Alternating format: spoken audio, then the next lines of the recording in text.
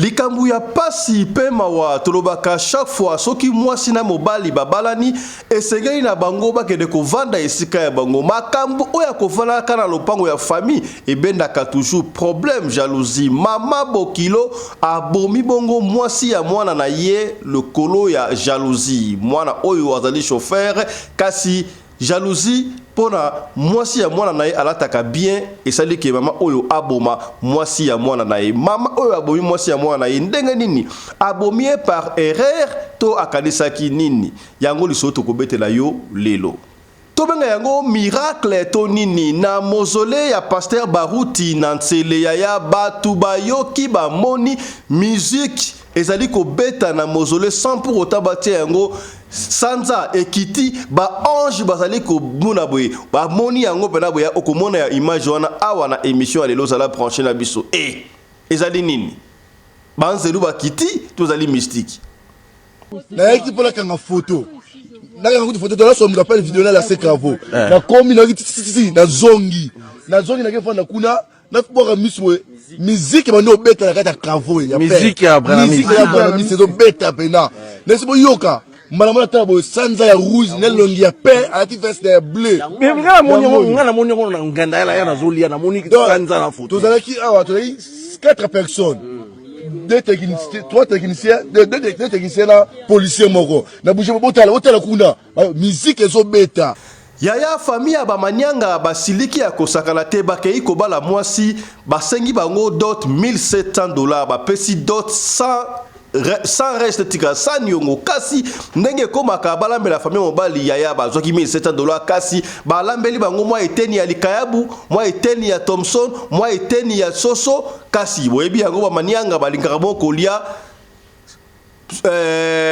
fumbwa ebele kasi bateli bango manzungu ya fumbwa muke basiliki ya kosakala te bazo kusakaka $1,700 na bango mwasi tobali oyo basengi biso na baore deoti ya $1,700 dala mwa biloko bapesi famille ya mobali dala mwa biloko bapesi famille ya mobali dala mwa biloko famille omiyibi baleke biso baventa ye dala mwa biloko dala mwa nzungu wa soso dala mwa pioli dala mwa likayabu Yaya ndimela ngai la route mokali côté ya Masina ezali parmi côté oya ba porte ya mboka na biso mtakite aéroport kasi degré oyo route ya mokali ekomi soki na talisio ndeko oya lele ya bino ba kondi bourgmestre ya commune ya Masina bosala makasi po oyo salite o ndimela ngai ezali soni po na biso bandeko nanga na memi bino na Masina botala passe pe souffrance ya congolais awa tozana mokali précisément na Kimantseke tozokata tokende vers Masina bandeko nanga botala bisika ba mama na biso ba oteka biloko ya kolia botala bisika ba congolais baza kolia botala ndenge ba congolais baza kotambola mes frères j'ai des larmes aux yeux nazuko kate parce que nazuko komona boité na misu nanga ce que je sais faire le mien ezali ya ko dénoncer ya ko lakisa bino la kosa mokiliko on est en train de souffrir na mbokoyo. Fête ya indépendance le kaki na impact na idéologie na Mada City na Cape Town ba congolais ba sangalaki ba sepelaki na musique ya kitoko oyo ebetamaki na ancien succès za kitoko mingi ya kosakana te extrait à suivre dans cette émission mesdames et messieurs.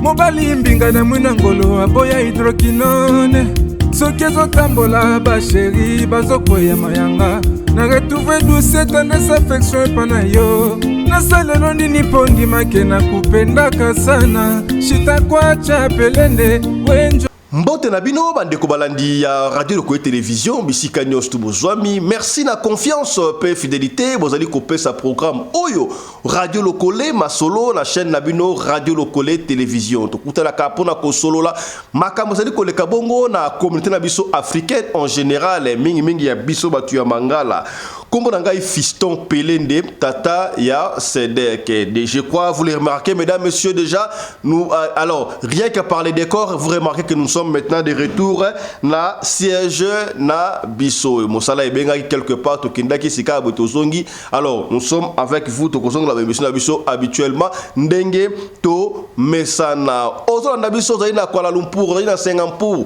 za ina Danemark na Finlande na Grèce na Suède tala émission na bino yango e bandito sengi na bino ya deuxième anniversaire ya chaîne na bino radio Lokole télévision. C'est pour ces 9 les 9 juillet bande konos tu ya radio Lokole Gold Mamba toyo kasango olingaka radio Lokole ata olingaka papa Fiston te kaso olingaka radio Lokole télévision yo tata radio Lokole télévision na mabondeli pona nzambe akonte kosunga émission oyo ekende parce que ezali kosunga batu et belé voilà yambo to betela oli solo oyo oki ya pasi mama bokilo abomi mwasi ya mwana na ye solo ya pasi ya peut-être yo pour ça na kawana tika to développer oyo modi bongo na sommaire.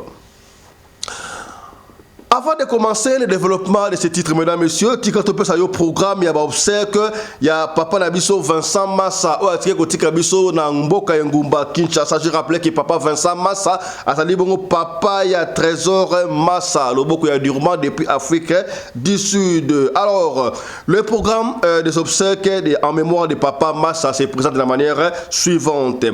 Ce vendredi 5 juillet 2024, levé vœu mortuaire dans la salle retrouvailles sur le boulevard Lumumba. Des bonhommes, référence sur des moutons.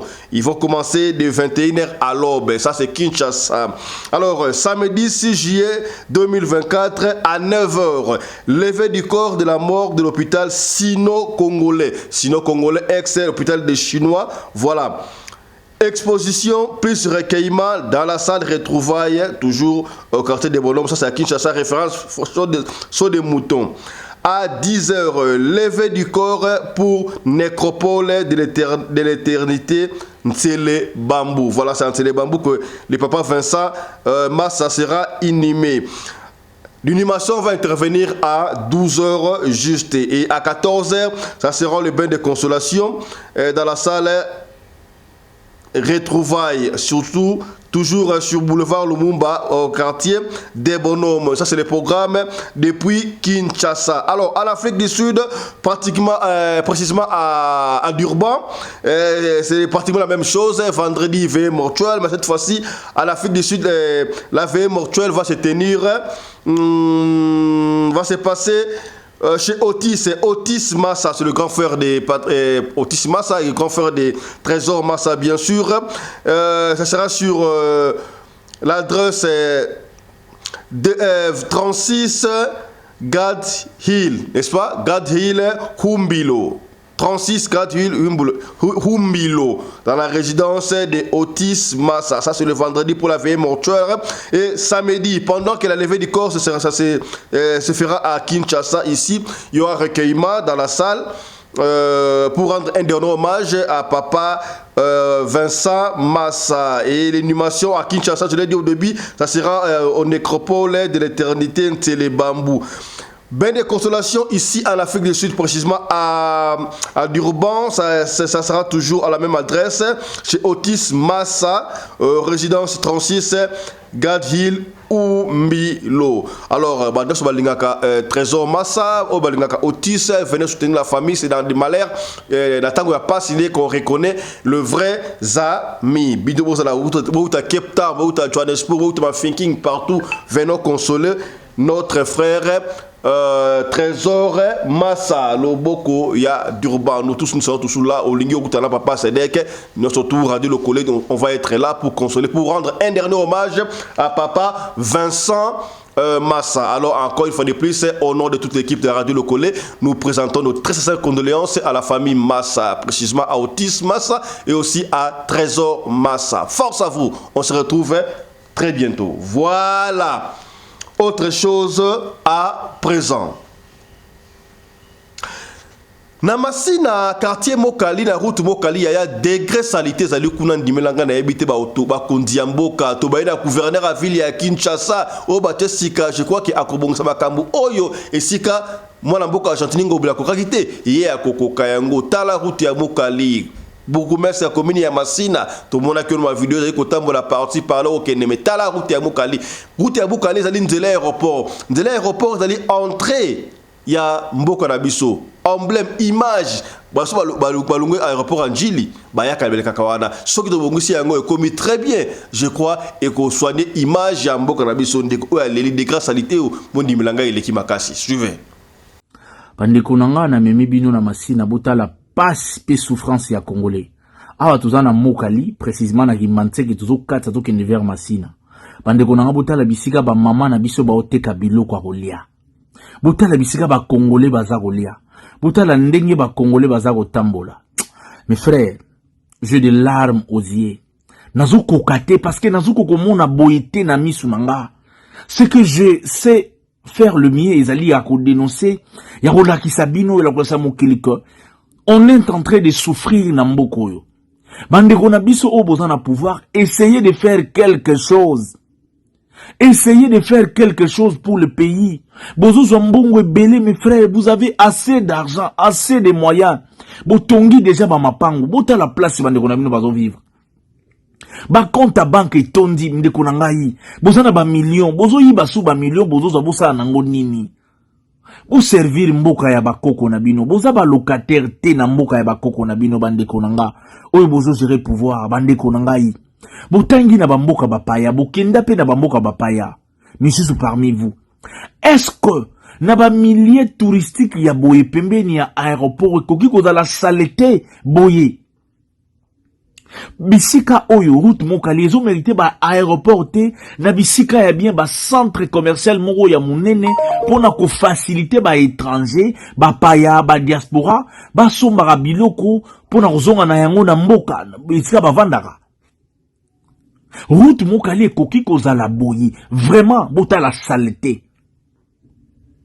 Bota la saleté batuna babout na banzela pousse kotoyo solo bota la même comment les soldats ba otambola na sika ya saleté pasi. Service ya hygiène. Service ya hygiène ya mboka musala nango ezali nini? Ministère ya santé. Ministère soki ya urbanisme, ministre ya ITP. Bozo servir biso nini? OVD. Ozo servir biso, service ni ozo rendre biso. Nzela nyoso OVD a salara 6 mois te ekufi. Ah, on a boulevard, mayo bozo mon ebale oyo. Boulevard, bozo mon assaut de mouton. Ya Pascal. Bande konangai. Est-ce que tozako ressembler na mboka oyo? Ezana mbongo, yana batebele, ezana bomengo. Bota la boulevard na biso. Saleté moko inimaginable. Tobengani mundele na mboka na biso 65 ans ou 64 ans après bota la ndenge to memi mboka na biso tali to bomi mboka ko leka babe donc c'est à dire que belge na région ko fana même na mboka oyo bota la boulevard Lumumba oyo to dédia héros combattant ya liberté ya épanouissement bota la place batu ba oteka biloko ya rolia mu konzini na kendeka aéroport Anjili te. Nani a voyagé te na mboko yo? Député nini a voyagé te? Oya mona resiko yo te na misu na ye bande konanga. Télévision nini mona rabiloko te pona ko dénoncer ko lakisa yango na télévision. Kaka ba drapeau, ba banderole, fier comme ça, nous soutenons un tel. T'as la place batu baza rolia. Les bien-être des Congolais. Des millions qui n'ont l'Assemblée nationale. Ils ont servi bisoni au moment où le peuple au boko le belan l'Assemblée azo vana nisika ya boye azo lia nisika ya boye to linga mboka ko le nyonso mes frères bozui déjà ba millions ba milliards bosombi bandako déjà partout na mokili mais oyo tikali bo servir mboka ata na miette ata na miette. Debout congolais boyembaka na hymne national sens nango ezali wapi. Fièrement saluer yango wapi, fierté ezali wapi, dignité ezali wapi. Protégeons les acquis qu'on devait protéger nde yango yo solo bangungi salete na mboka. Bana mboka bota la bisika ba oteka ba bavandi. Après bazui maladi ba ko somba kisi na ville pa ya ba indien ba tekeli bango fufu bande ko nangai. Li pazu yango pa ya pakistanais. Ndembi asombi yango epa ya soki chinois bande konanga na mboka na biso moko botala bisika to oteka, botala bisika to oteka, tokomi ba paya na mboka na biso moko, tokomi ba esclave. Même na époque belge on n'a jamais vécu de telles histoires. To viva ya boyete bande konangai ba bourgmestre bozo servir biso nini. Et comment na moment moko tokobo ya kofuta ba taxe na mboko parce que c'est de l'escroquerie. Et mona na loko la ekomi escroquerie ta la place. Mais toujours futa taxe. Toujours futa ba taxe. Taxe ni to futa na mboko.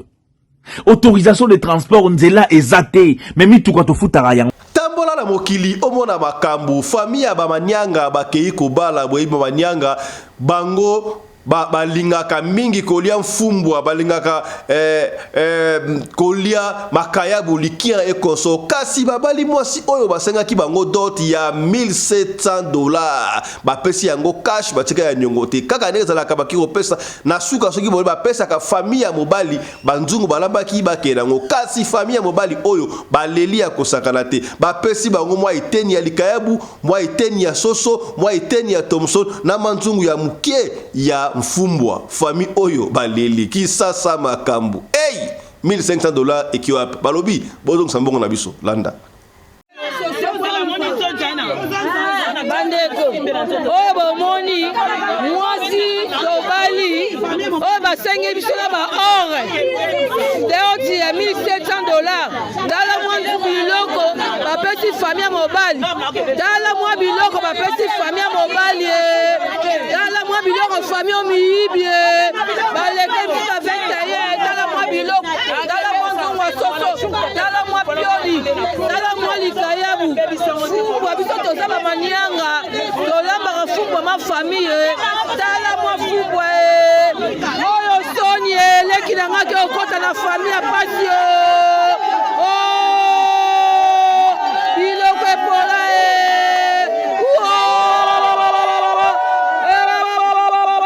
biloko mabe ya pioli ya bukie badundi mbongwe bakongwa ndenge nini.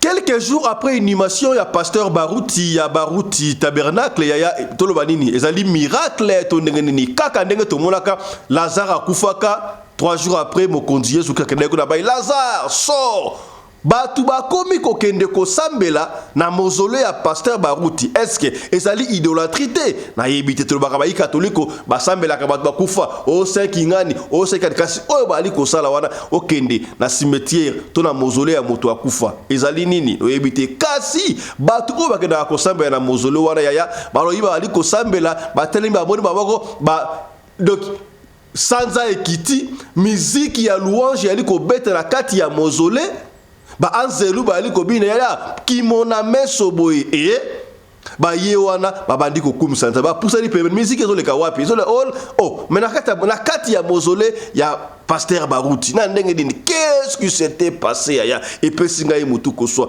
na liko cha commentaire te na liko loba te bino boyoka ndenge témoin oculaire bato basala ki wana na mausolée ya pasteur Baruti ndenge ba témoigner landa bango loba yo sana ndo oyo kanga na équipe la kanga photo na kanga photo dans son rappel vidéo la sekavo na komi na titi na zongi na kefanda kuna na boka miswe musique bano beta na kata kavo ya musique ya Abraham musique do beta pena nesi boyoka malamala tabo sanza ya rouge na longi ya pain ati veste ya bleu mais ngana monyo na nganda ya na zolia na moni sanza na photo tozalaki awa tozalaki 4 personnes, 2 techniciens, 3 techniciens, 2 techniciens là, policiers moko. Na bouge hôtel kuna, musique ezo beta na kata kavo 4 sikoyo. Ekatika oyoka nga namoni obeda zobenga Ekatika sikoyo nga na vivre événement wana.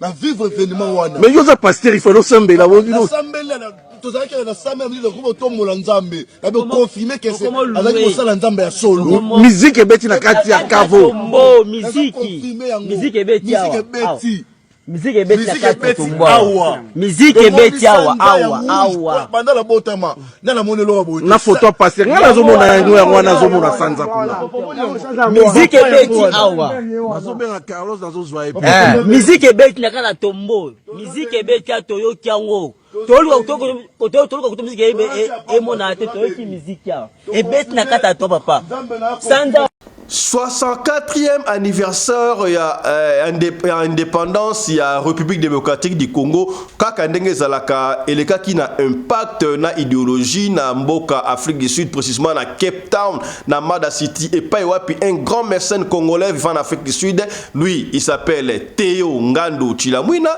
a organisé fête indépendance a sangisi ba congolais a beti bango baye na Tongo na poko a sangisi bango ba lié moi eloko ba meli pona ko kanisa ko commémorer 64e anniversaire ya indépendance ya mboka na biso kasi est-ce qu'il y a solo oui indépendance ango ezalika ka ya baloba où nous vivons réellement l'indépendance croyez-vous que l'Afrique en général est indépendante to ezakaka congolais nous sommes indépendants qu'est-ce que vous avez fait 64 ans après l'indépendance moi na botami à Koksi 64 à Kobija Mukolo papa kutu qu'est-ce qu'on a est-ce qu'on a décollé ou dans un cas ça foncé dans le pire et puis si pas si ba autorité recueillement fait ça la mara moi je crois au lieu d'organiser une manifestation et belé ça la boy non total dans tout élément to uti wapi to komi wapi to kenwa parce que jusque là le bilan na kolobate moyeba est-ce que 64 ans après indépendance bilan mboka ezali positif to ezali négatif quand même botala ndenge ba congolais ba sepelaki na fête indépendance merci na Trezeguet l'idée ya ba musicien nyonso na Cape Town Trezeguet voilà a yembaki ba nzembu ya kala ba interprétaki nzembu ya papa na biso Grand Calais indépendance cha cha cha pour na commémorer jour wana ndenge zalaki oli panda cha cha tozuwiye tala moi extrait.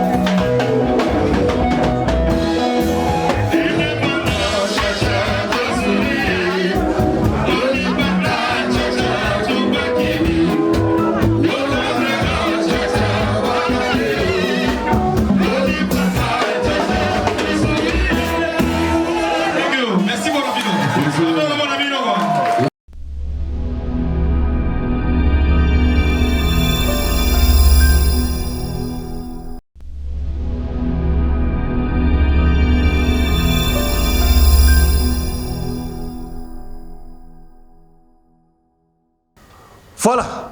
Ya to komete la osika bo lisolo to ko bena mingi te lisolo o ezali mukuse pesinga ipasi pesinga mutu ko so ya to kota bokota mama bokilo soko sala mama bokilo tindela mama bokilo la yo mama bokilo tindela badinga to yeba ka yango chaque fois ba ezala ka passe en tout cas 90% 90% ba mama bokilo ba linga ka basi ya bana bango te na yeba raté pour nini mais soki natali peut-être na ebite jalousie wala ezala ka okomona mama bokilo tangu mwana na ye na bali mwana ya bato ya mwasi te aza esengo ponini mwana oya mwasi azoele mwa quelque chose azo pesaka makasa nkembo muke mais tangu bakobala na échangeaka na ye barate surtout ba seme kipe baleki ya basi baleki ya bibali ya studio ya basi balingaka ba seme kino bango tontie pa bayemba kuta nzembo bandeko ya basi yo balingaka basi bandeko ya mibali te pona ninyo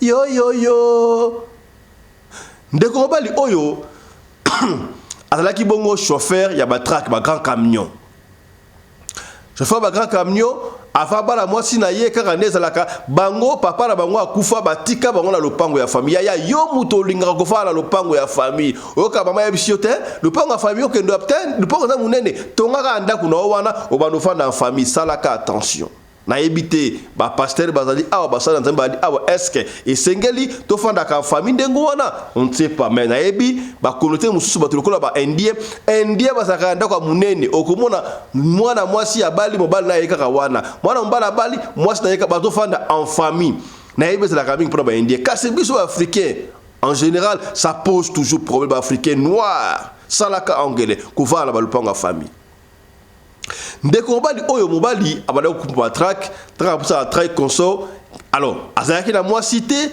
azalaki na moi na te c'était normal ataka provision ndaku saka fufu saka loso masangwe console ale saka ndaku kitoko asomla mama na ba mali papa bande azo s'occuper na bango très bien ce qui était normal azalaki na moi cité kasi tango azui mwasi a présenté mwasi pa mama pa ndeko baba ndeko linga fi wana baso ko linga jeune fille oyo jeune fille ko wana lambi e kosoka ka ndenge zalaka ya mariage sala makate basali mariage après mariage mwana mobali oyo olia ke ndeko zwanda kulibanda babima na mwasi na yeba ke ndeko sala vie il a préféré qu'on vende dans ndako ya famille parce que na ndako na lupango bango atongaki deux chambres sala oya fanda kala sinon to fanda ka pa na biso moi c'est bisi wala ko sa na lesté pour unité to ke ko futi la libanda ndako oyo otie ba locataire so ba futi biso futra kuna non y a pas de souci kutu mama bokilo kuta non bokilo y a pas de problème bo fanda ka za lupango munene oyo kende wapi bo fanda ka y a pas de souci baba ndiko fanda wana. Alors, c'était normal. Ce qui m'a mobali abandaki ko pesa saka fufu, saka loso, saka basangu et pas la bango tanga zui mwasi. Il faut pesa rasiko et pas na ye. A pesa pa na ye. So na kende azui mbongo ya provision. A ko pesa mwasi na ye atiki la mama doki. Mwasi a kotua ce qui est normal. Ce qui est normal. D'abord priorité la famille restreinte. Mwasi na ye d'abord et un peu plus tard l'état moine. Alors, ce qu'on a négocié avec Mabokilo Bilamba, abane ko s'occuper de Mabokilo. Si quoi azui moi si na oui, a ko s'occuper le sous na Mabokilo comme il se doit. En fait, na maman na bango comme il se doit, n'est-ce pas? Mais plutôt moi si na y. A somme la moi si na ma papa, donc moi si na y ça va kitoko. A somme du coup tout moi si na y mutuka. Moi c'est bandi kotambo na mutu balaki si auto école comme ça bandi ko ça mutuka moi c'est à l'aise moi c'est azokolata et c'est là qu'il ngobna blogo ya cher makasité ye mutu akaki na mbongo pena makasité mais normal ça faire à 30 kaka à ce pays si moi c'est na ye bolingo vous comprenez il faut que linga ka moi si na yo makasi salaka moi ça la l'aise vous comprenez moi sera bimi il faut toujours beauté na miso bato moi sera bimi il faut toujours kitoko le pesa au valeur le col à la femme à la taille d'identité spaghetti sera bimi na nzela donc bato tout ba ko ya bayanga est-ce que komi kendaka ndengo wana komi voilà isalaka ndengo wana nzoka ba acte wana makama yeko sala wana mama bokilo abandi ko bota jalousie lukunya ebandi ko bota pat na ye comment est-ce que moi o pesa ngambongo e comme est-ce que pesa moi si na ye aka ko pesa ngai comment est-ce que ya bande ko so basaka fufu awa saka fufu so babi e ko tapana na ndako awa e ko mokena ndako moi si wana ndengeni kasi moi si wana za moi si na ye n'est-ce pas jalousie ekoti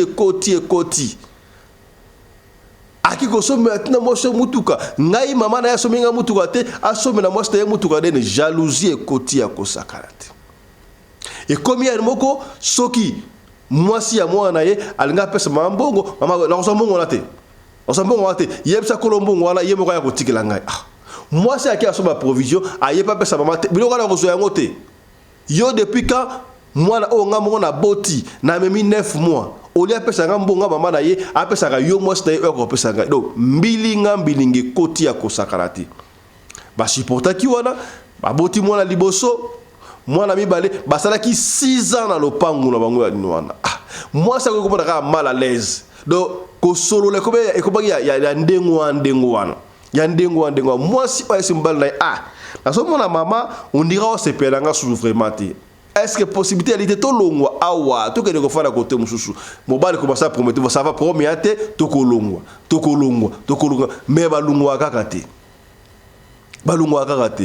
moko soki mwasi afaina bana na ye na ndaku mibale okono mabo kilo ye akoti azibana ora ina za ba koko na ngai aziba koko na ngai ke kuna pesa ngambo na bana koko na ngai doki ozomona doki dayana ko souhaiter boye biango boye ba mama bo kilo pona nini bino bonyokola ka basi ya bana na bino pona nini bino bonyokola ka basi ya bana na bino yo pose la ki jeune fille est-ce que ba poser la ki yo mobali so bana o salon de ngwana salaka yo bien te o sala o bien o bosane ki o zapena bana msu ya basi o fo babala ba koki ko sala bango ma bende ngwana est-ce que komi to rezonaka ya conseil gratuit ya au bali kokena mwasi no na famille tout pour aller encore plus loin bino o salaka no na tiki na zala mwasi na ngai bo vanda out quelque part o lingo voyager ozu mwasi na yo oketika ye pa na bino ya ba ko faire souffrir mwasi na yo est-ce que komi est-ce qu'on commis vous comprendre c'est que bien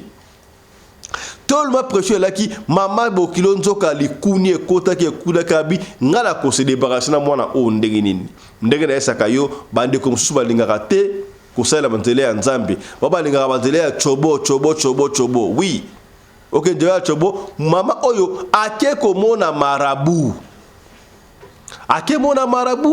expliquer marabu o ndenge zali awa mwana na ngai apesa nga sumbongo te pa pesa nga mbongo il faut pesa moi na lingi sikoyo ngana zwa charge o le soki mwana nga ye mwana ka pesa nga mbongo mwana ka pesa moi pardon mwana na nga ka pesa moi mbongo fa pesa nga ile mbongo nga mama na ye nga mna za mbongo wana na pesi pa moi na ye na kaboli na kubala kwa gérante makamne surtout marabu ko tu ni mama ça normal te so apesi moi na ye oui na moi na yo za mama bo za différent te pa pesa nga pa nga bo yo olingi nini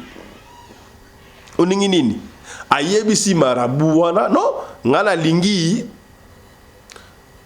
nazo domination comme ça soki ngana oloba mwasi ya mwana ngai ayoko akaka ngai mwana ngai ayoko akaka na oloba na ndenge ni ya ba to na bakambo na mukili oyo bato mokili makambo minyanga na lelio mama makambo est-ce que maman kotika mwana wa lesté bino mama obozalaka ata kutu mwana abala aza quelque part mbala na ye yo mama bo kilo mwana no abali yo sala kadi na ndako mwana yo okofala na ndako na yo te yo na ka congé et pas ya mwana na yo na ndenge nini bo tika bala so babali wa sala rapé à l'aise est-ce que bokomi c'est que bien ba pesi e moi liquide moko boye c'est que moi liquide boye okotangela yango na ti to go na potopoto to bloko ye ali yango ka so ali yango yo dominer mabokilo pa kile mabokilo azongisi gentillesse ya salaka angele mabokilo no alinga kaote dikubo ebu akomi gentil yebara quelque chose se prépare non, ça c'est pas seulement pour mabokilo n'importe qui mutubo sola kana bien te atako alinga la roba 12 mais bou wani ko sola bien tala qu'est-ce qui ne va pas alinga sa nini lisu likola lisu est-ce que komi oza émission éveil à conscience au fungola yo vous comprenez aro sola pembe na pembe to sola pembe awa litonga ya katebwe biango manga le kakate ya marakuja musika awa zaka solo na solo est-ce que komi papa Alexis mbote na yo voilà siko zali la première dame de Belgique maman Marie-Thérèse mbote na yo merci maman Emezola bonjour on est ensemble Eric Chimanuka bonjour le prince de Barcelone na Bossaniote Trésor Pindi na Madrid des princes de Madrid de comprendre bana tout tokutaka na staff ya Trésor Pindi na Madrid.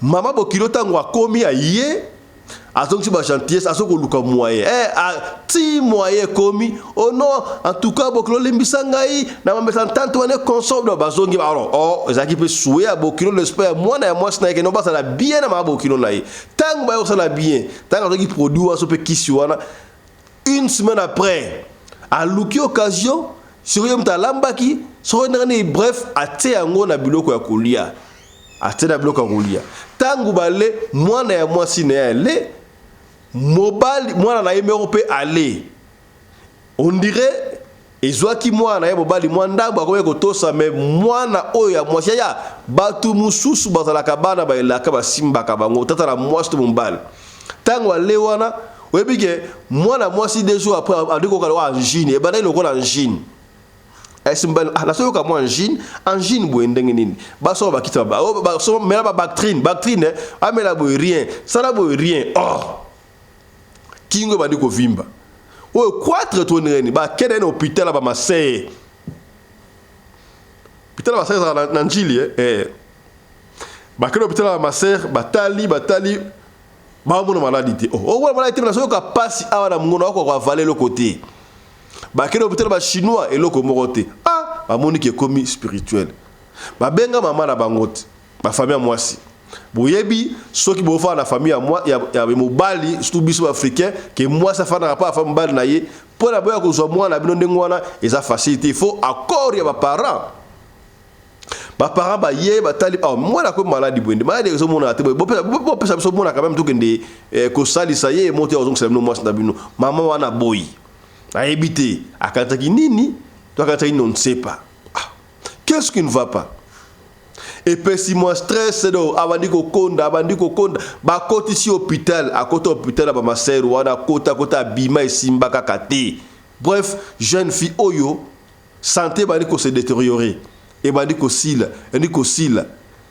jour moko kaka boy ayoka bien te ba kena en hôpital mwana mwasi oyo akufi donc ndenga banaki maladie na esika kufa sali 6 mois mobimba akota kikutu ndako santé elle est malamu te et bongo pena yo ba parents pe ya mwasi baba nini babali saka mwana bali saka mutute mwana nazo bela ozoka bien te ozo mwana na yo na famille mobali babokilo baboye potiki te mwana za mwana na yo mama ifana ko kanisa bozo mwana bokede ko salisa ye jeune fille wana akufi atiki bana mibali. Bref, basali matanga constat, basali matanga 2 semaines à pamba. Mama Bokilo, mama ya mobali ake kozwa jeune fille mususu ayeli mwana na ya bino. Nde mwasi na kufi be okova na sa mwasi te, il faut que mwasi mususu aboko la bana o. Ayeli mwasi mususu apesi ya 2 semaines à pamba. Où est la mwana no? Mwasi mususu. Et pesimbi dingambi. Moi donc tellement yepe qui si wala et c'est qui est déjà andimi moi na moi je suis à côté ndak bandi ko fana nai une semaine deuxième semaine fi oya kufa kiwa ya eza na misuni musubali akate bolo le kozongela yo fi wana bandi ko yela mama wana ndoto yo il faut confesser il faut loba obominga ipona nini mabeni ninga la sala kiyo.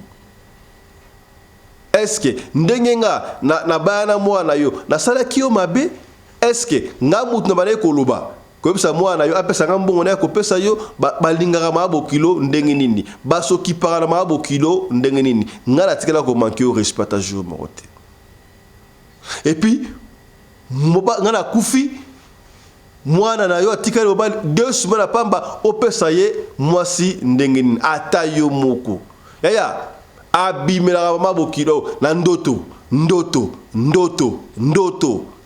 et landani ataba 2 semaines pression leki moi été tijus na tongo rabwe mama wana alali bokilo na tongo ye moi so akufaki wana na ndoto abidelo so robite oyekoela yo okomona mama fanda bayoka mbata dans le vide ba beta mama la mbata ba gangi nini Maman wala kena pas moi na bi. Yebisa moi sino atika ngai. Moi sino atika ngai. Moi sino nga o wabatika yo. Moi o telinga na ko to moi sino nga. Moi sino abinanga chaque jour. Azolo belanga makam. Ngana yebinanga loko mote. Oh.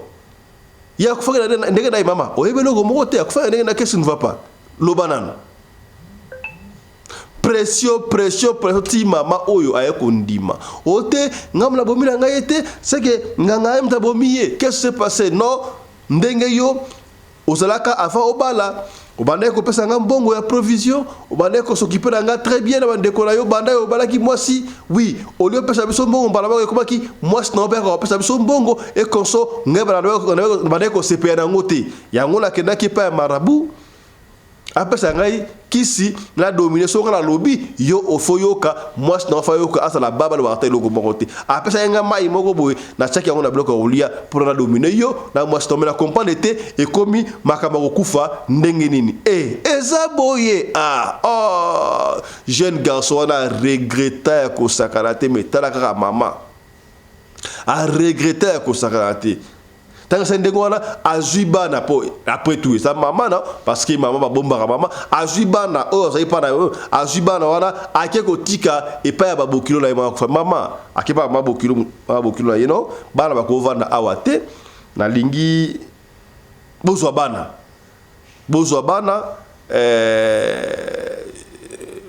pona ba souci et c'est comme maman ba vanda bazomona mama bango te et osala bete pour la traumatisme yo lokoza mama bokilo mama ya mama na bango osokipa na bango très bien azwa bana mimbale agenda otika kuna akoma okitika mbongo loko olia kuna mais il s'occupait de la famille très bien.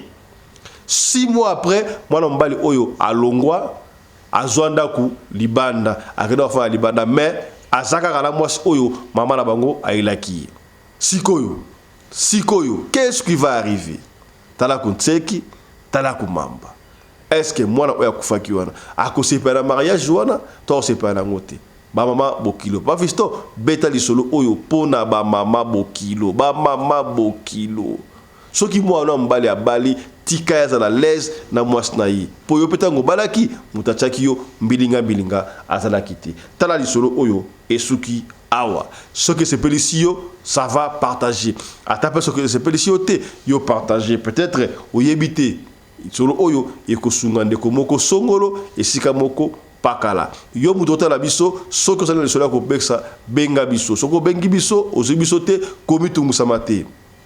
Tike la biso audio, tokoka audio, tokozongi la yo. On a besoin de prier, basambe la pona yo, benga biso to pesa numéro ya apôtre Charlie Moubiala. Ya okozo ay fata la musika.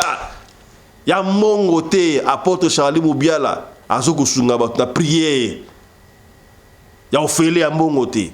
La musika je fata. O to lo bakite, to lobi. Allez, portez-vous bien, santé de fer à tous. Chap chap. Et tchara.